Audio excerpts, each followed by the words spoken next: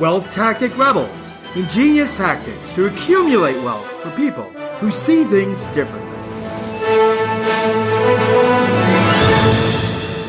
Welcome to another entrepreneur interview with Wealth Tactic Rebels, the podcast for people who see things differently.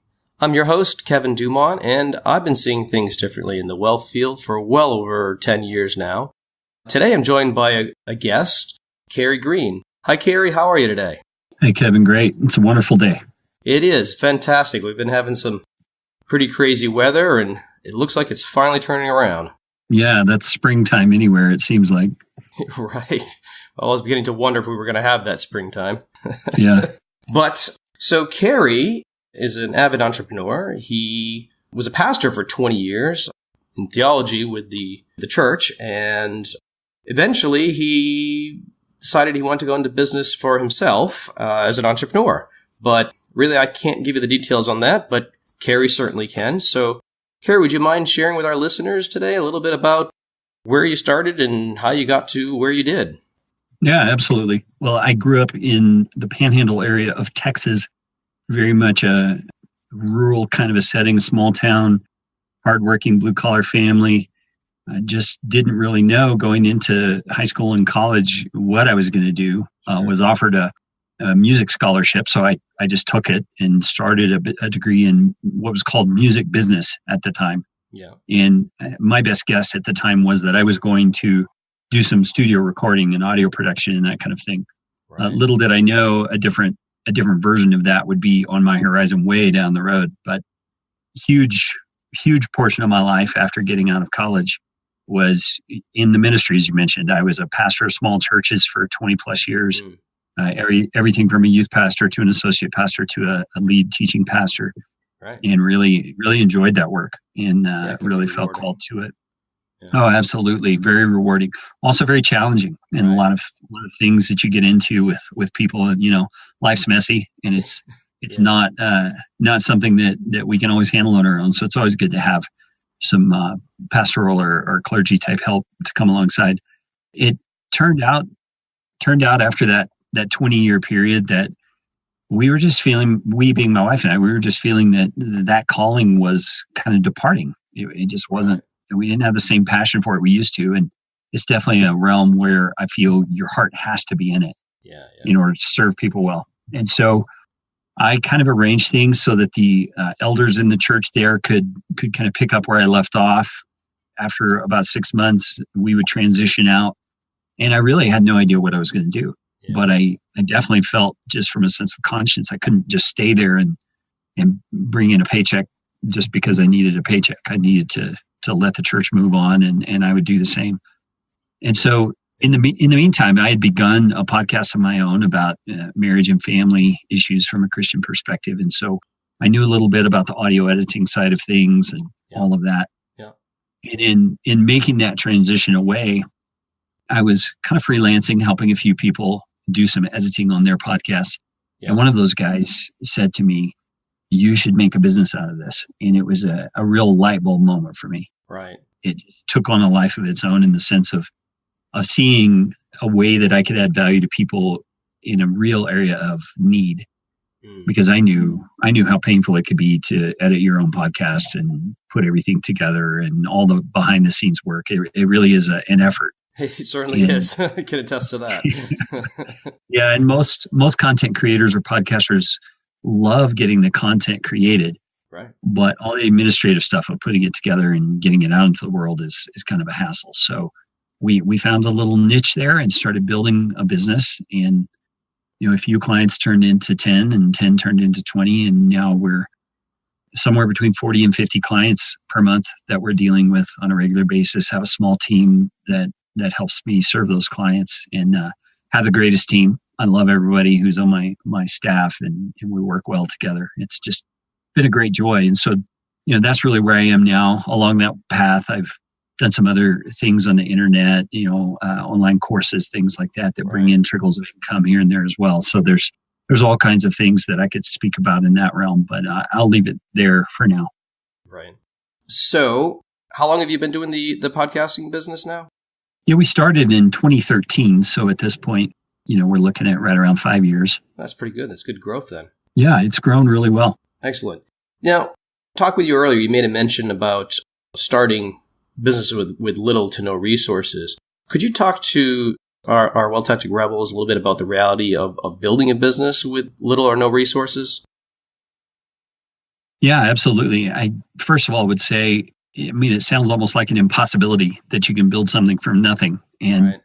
I guess it's not like really true to say that you have nothing. You have your creativity, you have hustle, Mm-hmm. you have a scrappiness about you that you can apply to getting something off the ground. And that's really what I had to do. Right. We live in a day when the education that's available out there on the internet, especially, is so valuable.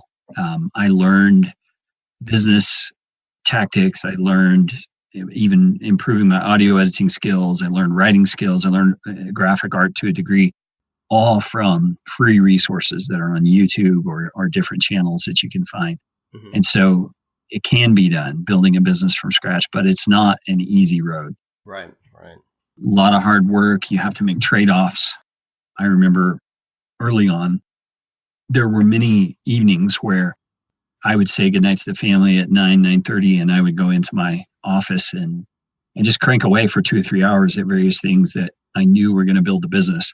Right. And it was a hard time with lots of low sleep nights and certain sacrifices that had to be made. But in my mind, it's part of paying the price of building something that in the future is going to bring back a reward. Yeah. And it's not at all the microwave mentality that we all seem to have, that we want to do a little bit of work and get a lot of reward. Right. It's not that. It just doesn't work that way. Right. And you just have to have confidence, though, that if you found a niche that is one you can truly serve well, your work's going to pay off. And there's a lot of nuances to how you go about doing that I learned along the way. And I'm happy to share any details about any of that intrigues you. Sure. Yeah. Yeah. If you want to talk a little bit about some of those nuances, that'd be fantastic. Yeah. Well, one of the things is I remembered back in the early days reading and learning a lot from podcasts and different things that you needed to have a very clear offering for your business. In my case, a service business. You needed to be able to position it in a unique way within your market. Right. And I understood the logic behind those things, but I didn't necessarily know how to go about doing it. Right. And it really, for me, turned into just a trial and error sort of a thing. We'd put things out there in a way that seemed smart, but then, the lack of response or even sometimes a pushback from clients or others would bring something to light that, that's not the best way to say that, or that's not the best way to do that. And you just make changes as you go. I guess I would encourage anybody who's considering starting a business, don't feel like you've got to have everything nailed down at the beginning before you can pull the trigger and actually get going. Right. You get to iterate as you go along, and you get to change. Yeah. And the internet can be very forgiving in that way, So that's one of those nuances that I discovered, right down to your branding and your logo and your messaging. All of that can modify and change over time. True. You just keep getting better as you go on. And then the whole team building aspect, that is still a challenge. It's always a challenge to find the right people who see the vision for the company the same way you do, who have the same commitment to clients or customers the way that you do, who are willing to work alongside you as you build a business, sometimes not for as much pay as they could be getting elsewhere, but because they believe in what you're doing, they're ready to invest and come along for the long haul.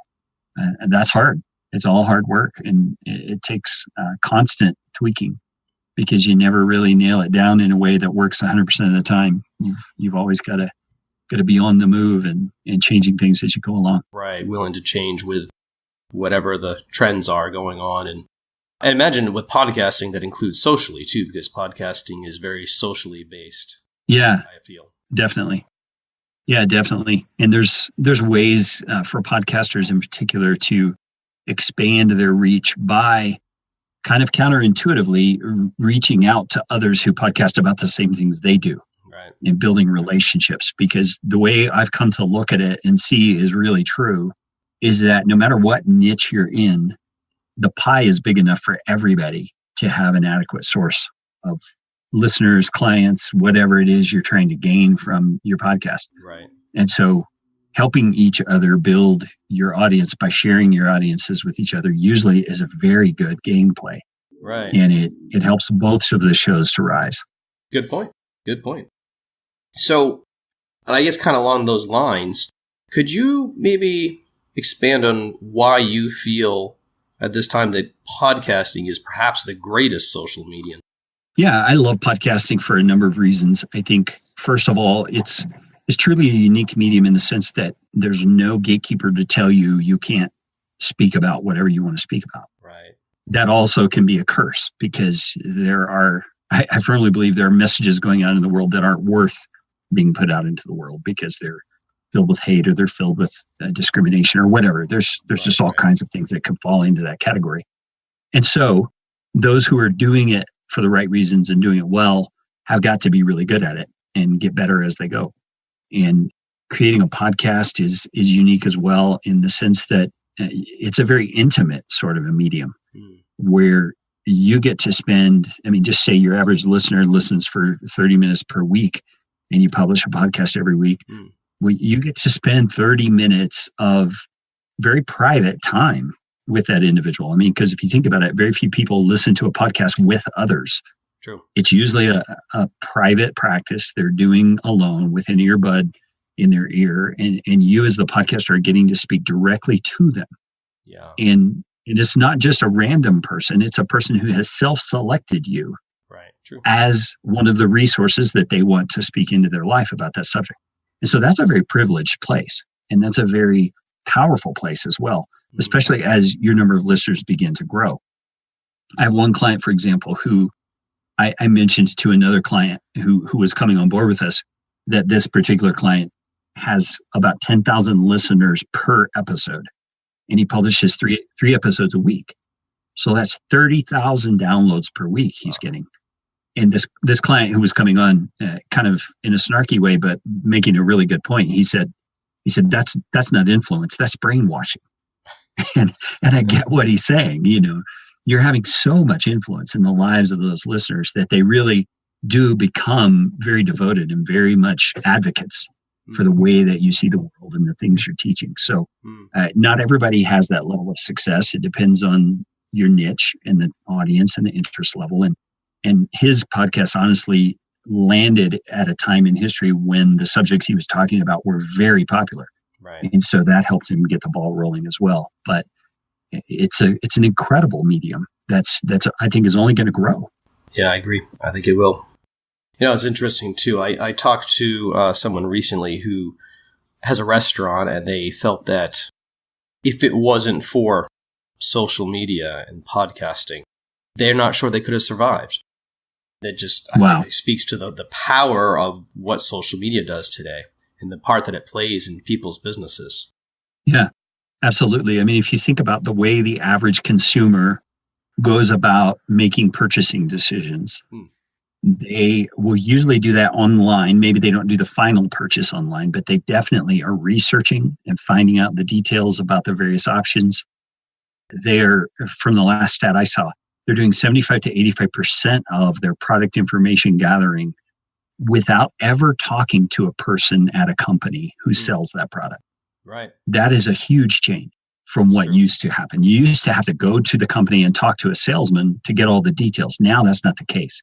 Right. And so social media plays into that in a huge way because people will go and get reviews from friends or ask for people's opinion about a company and things like that. And some of the stats show that those things factor in more as to whether someone buys a particular product or service than even the features of the product itself. Wow. It's really amazing to recognize the power that social media can have if it's done right. Right. And I think podcasting goes along with that. You don't want to be the guy who's on social media saying, "Hey, I have a podcast. Listen to my podcast. Here's a new episode of my podcast. Have you heard my podcast?" Nobody really enjoys listening to that person. Right. You've got to go and you've got to add value and you've got to show interest in the people that are around in the community, and then offer your podcast as a resource when it's appropriate. Good tips. What you're talking about, because your experiences in building business is the social media presence. So would you say that someone who is looking to start business for themselves should leverage social media and or podcasting?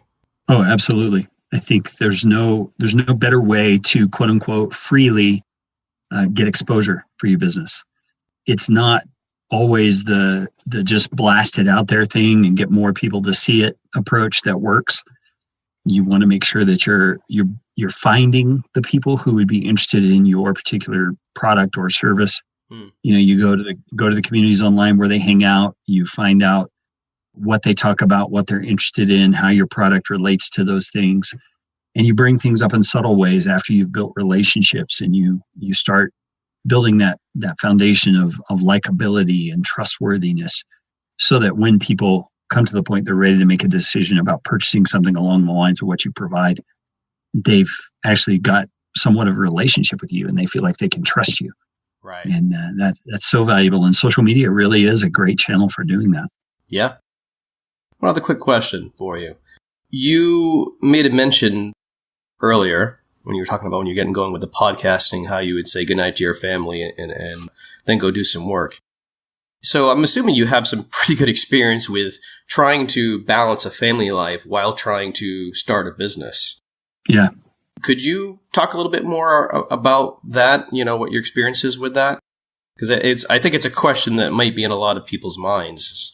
How am I going to have a life, my family, whatever else it is, while I'm trying to do a business? Yeah, I think that's one of the most important questions that you can ask, because the thing that's going to last is not the money. It's not the success. It's your relationships. That's what's going to last. And that's what's most important. Yep. And so you got to make sure you're not sacrificing those on the altar of a business success. I've heard too many stellar business successful people who have expressed regret about that issue. And so, I wouldn't want any of your listeners to be in that boat. So some of the things I've found helpful is, number one, make sure that you're on the same page with your spouse about the business. Have conversations about the level of commitment required to make it happen, the degree of sacrifice that's going to take from both of you, right. What it means for family time and things like that. And then, having said that, at the same time, carving out the necessary time needed to ensure that you're doing what you can to keep those relationships healthy. Yeah. So my wife and I, for example, after having all those conversations, decided, well, in light of the sacrifice that I'm going to have to make to build this business, for example, we need to have this amount of time every day to sit down and talk, to get on a heart level, to understand where each other's at, to know what's going on, not only in the business, but in life. Yeah. So that everybody is feeling cared for and loved and nurtured the way that they need to. And if you get too far into your business without having those kinds of conversations, somebody's going to start feeling neglected. Somebody's going to start feeling like they're not as high a priority as the business is. And that only adds added tension and stress to the whole process of trying to build a business. Yeah. And it's not that the effect it's having on the business is the only motivation for doing that. We should want to do that just because it's the right thing to do. Sure. Is care for the people in our lives. But the foundation of family is just so powerful. So you got to work that out with your spouse. What does that look like for us? And what do the kids need? And what does the spouse need? And how can you fit that in? It often will cause you to kind of extend your time frame on reaching certain business goals because you just don't have as much time to dedicate to it as you might like. Yeah. But it's for a very good reason you don't have time. It's because you're caring about the priorities that really matter. Yeah, it's true. What good is success with no one to share it with? Yeah. So, Carrey, been some good information so far. Could you give a couple other value bombs, something in your experience for our listeners, something when they're starting out, or maybe they just started and they're already kind of rolling a little bit, something that they could either avoid and or maybe should really look to do? Yeah, well, there's quite a few things that I learned as I began just the hard way. And I think the lesson from that is don't be afraid of learning the hard way. Don't be afraid of failing at things. Right. Failure is a great teacher. It shows us things that don't work, and it helps us to refine our approach to whatever it is we're doing. So, I put AdSense, or I think back in the day it was called AdSense. Now it's Google Ads. I put those on a website and tried to monetize a website that way. I created different video courses. I did all kinds of various things trying to create an income stream that would support my family. And some of them worked okay. Some of them didn't work at all. Others, you realize, 10 hours into it, I don't have the skill to pull this off, but how else are you going to learn those things if you don't try? True. And all of those things I view as stepping stones toward the thing that is going to work. You just have to keep at it and keep trying and keep pivoting and iterating and trying things. So don't let a fear of failure keep you from trying. Yeah, I'd agree with that statement. I think also one of the things I've learned is to value people more than you value things. So that means people on your team, customers, vendors you deal with, suppliers. I mean, whatever area you're in, put your focus on the people, serve the people, love the people, care about the people. And the things you're trying to build, one of those being your business, are going to take care of themselves if you're taking care of the people. And it doesn't mean you don't need to learn business principles and you don't have to apply good practices. Yeah. But, if you do all those things and you ignore the people, you're not going to have anybody to work with you and you're not going to have anybody to serve because nobody's going to like you. Right. So you've got to take care. Yeah, you got to take care of those relationships. Yeah, definitely. Yeah. And having no one to work with could definitely be a problem. Oh, yeah. Yeah, you can't scale a business if you're the only one in it. True. Any other closing remarks you'd like to share with our Wealth Tactic Rebels? Well, I think the only thing I would say is just based on the name of your show, Wealth Tactic Rebels. True wealth is not the money. True wealth is the life that you leave behind and the legacy that you leave behind for your family. So I think some of that can be financial, of course, right, but it's also in the quality of character you have, the things that your family experiences because you were around to share it with them. And so, I've got a thing hanging right above my computer that my kids gave me on my 50th birthday. And it's one of the most special nights in my life was sitting in our family room with all my kids there. And my wife had arranged for all the kids to either write something or share something audibly with me about the impact that had in their lives. And this thing that hangs above my monitor is a little plaque they gave me, and it says at the bottom, "We're proud to be part of your legacy." And I'm telling you, Kevin, that matters more to me than any business success. I want them to know that I was committed to them and committed to our common faith as well. And just to be a man of character, to me, that's wealth, is having that in your back pocket. And so the money's nice, but man, it won't buy that for you. Well put. That's a good way to look at it. I agree with that. There's definitely more to life than wealth. As a matter of fact, recent interview we had was a guy was talking about businesses that, entrepreneurs that go into business for themselves, if they go into it for a higher calling, tend to be more successful than people that go in just to make money. Yeah. It's a bigger impact in people's lives.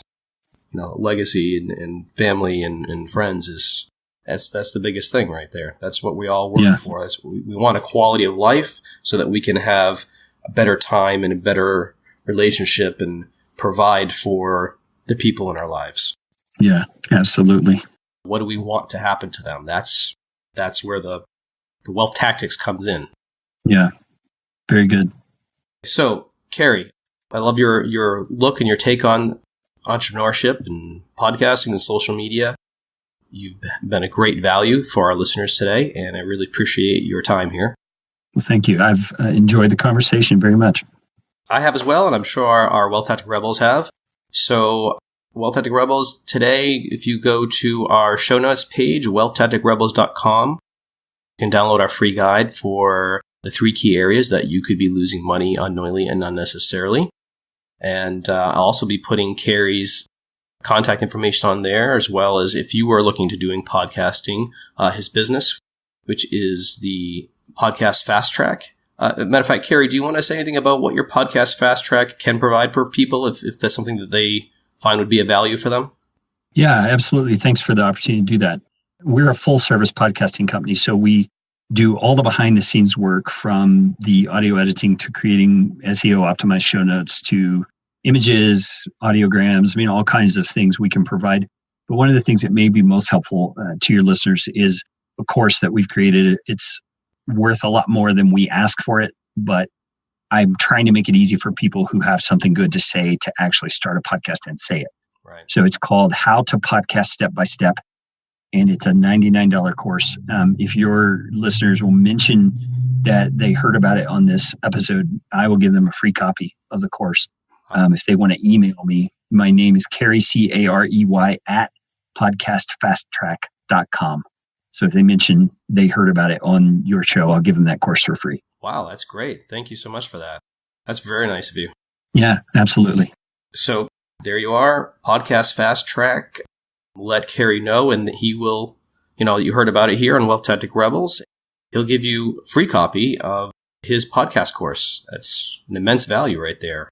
I tell you, because having done research myself and to learn how to do podcasting, it's invaluable information. So again, thank you, Carrey. Thank you for joining us today. Yeah, thank you, Kevin. Appreciate it. Thank you, Wealth Tech Rebels, for joining us, and have a fantastic day.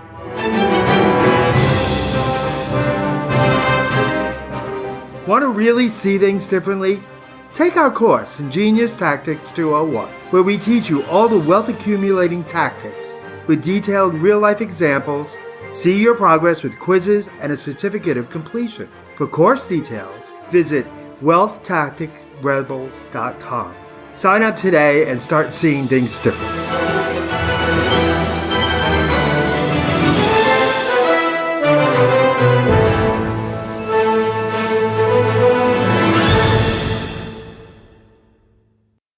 This presentation is intended as informational only. The information presented does not consider your particular financial objectives, risk tolerance, time horizon, or other unique circumstances, and does not constitute a personalized recommendation or replace the advice of a financial, tax, or legal advisor or other qualified professionals. Do your own research and do not use the information of this presentation in place of a customized consultation with a licensed professional. To the best of our ability, we provide content that is accurate as of the date of release. However, we give no assurance or guarantee regarding its accuracy, timeliness, completeness, or applicability. We assume no liability for the information of this and related presentations.